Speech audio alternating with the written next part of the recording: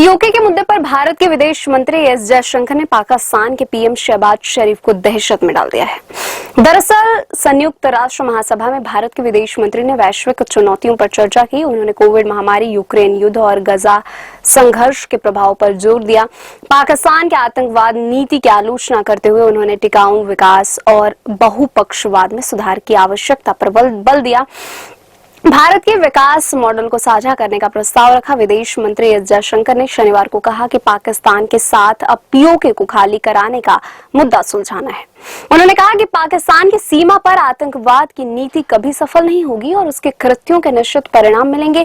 जयशंकर ने संयुक्त राष्ट्र महासभा के 79वें सत्र को संबोधित करते हुए कहा कि भारत और पाकिस्तान के बीच अब केवल एक ही मुद्दा सुलझाया जाना शेष रह गया है कि पाकिस्तान अवैध रूप से कब्जाए गए भारतीय क्षेत्र को खाली करे और आतंकवाद के प्रति अपने दीर्घकालिक जुड़ाव को छोड़ दे।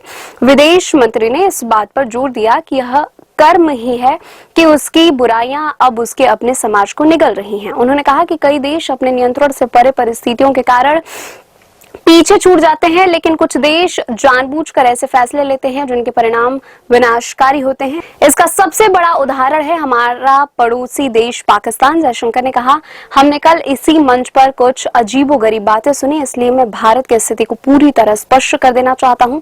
पाकिस्तान की सीमा पार आतंकवाद की नीति कभी सफल नहीं होगी और उसके सजा से बचने की कोई उम्मीद नहीं है। इसके विपरीत कृत्यों के निश्चित रूप से परिणाम होंगे।